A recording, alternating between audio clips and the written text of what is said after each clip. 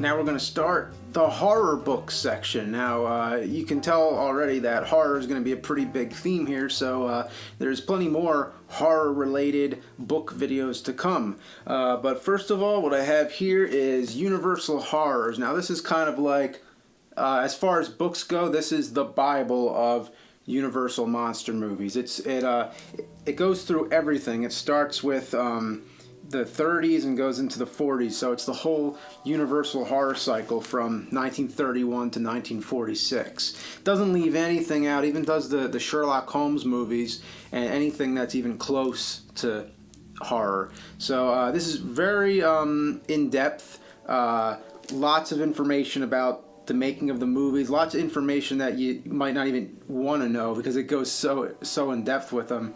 But it's great.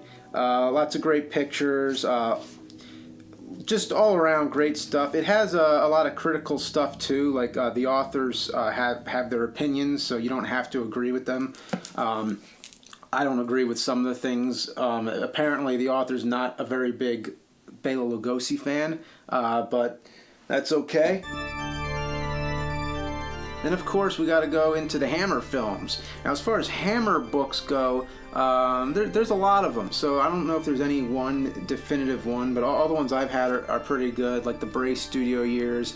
A lot of information here. It only does like half of Hammer. I think there's another one because this is the Bray Studio years, so the other book is really expensive. It's like $200 because it's really rare or whatever, out of print. So anyway, there's the first part, which I have. Then there's another book here. This is House of Horror. So this is just more information about Hammer stuff. And if you want a lot of tits, this book, it seems to be very preoccupied with the tits. It even has posters that I've never even seen before. Frankenstein created woman. I've never seen. Why is she nude? She is completely nude on this one. So I don't know if you want to see that, then House of Horror. But anyway, this one right here, the Hammer story. This one is actually the best with pictures. As far as pictures are concerned, I would check this one out. It's a lot less information than the others, but this is definitely a good one to. If you're just getting some quick facts and just an entertaining read. Lots of great pictures. There's that same Frankenstein created woman poster, except this time she's not completely nude. I don't know where they got that one from. I have a feeling that whoever made that book just made that themselves or something. But then they also did the Hammer Glamour one. This one actually, it's a lot more tasteful than the other one. It's not complete nudity in here, but this is just the girls from the Hammer films, basically. Just a lot of glamour photos. So yeah, this is an interesting one too. So check it out. And then classics of the horror film. This is now we're moving away from the Hammer. This one is sort of more like an essay book. It has a lot of great pictures. The pictures in this are fantastic. But this one is a little more critical of the films. It kind of it breaks it down into different parts. Like it might be one chapter all about ghosts and then one chapter all about zombies, that sort of thing.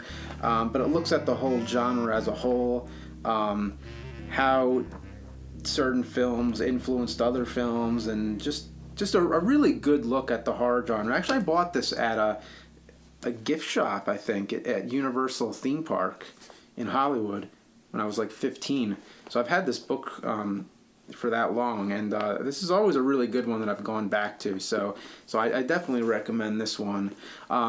Actually, not to mention, I can't forget the Ian Thorne books. They're the Crestwood House series. I already did a whole video on that, so you should check that out. That'll explain that more in depth. But those are the books that got me into horror films. So I would, I would check out the video. I mean, the books themselves, there's not really a lot of good information in them, but they were really good at the time. They're really old. They were from the late 70s, early 80s, so they're outdated, but they got me into horror films.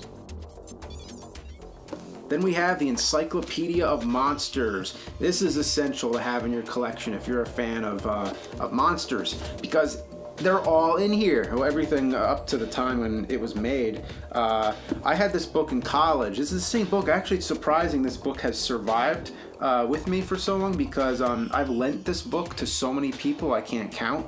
I brought this into my dorm in college, and in the dorm room, everybody who saw this book was just like, wow, this is awesome. Everybody had to flip through it, so we just have it on the coffee table with all the other books. That was like the stash. Anything interesting had to go on the coffee table. And I remember the day I brought this book out, I think I was having a conversation with one of my roommates about monsters, and I had some discussion about some kind of fact, something about some monster's power or something like that. So I got out my book as reference and was like, well, in the Encyclopedia of Monsters it says this. And he's like, what? Encyclopedia of Monsters, what is it? This is fucking awesome. And then it became a big hit. So this book is great. As far as the content of it go, it tells you the species of the monster, the size, the features and powers, the bio, and just random comments. Any monster that you can think of is in this book. Like the laser blaster from Laser Blast? Really? They put that in here? Features and powers. In his monster form, Billy can fire a 3-foot laser cannon into which he slips his forearm. The cannon can only function when he is also wearing a glowing pendant around his neck. Through some means, the pendant also causes a metallic tumor to grow in Billy's chest, though its purpose is never explained.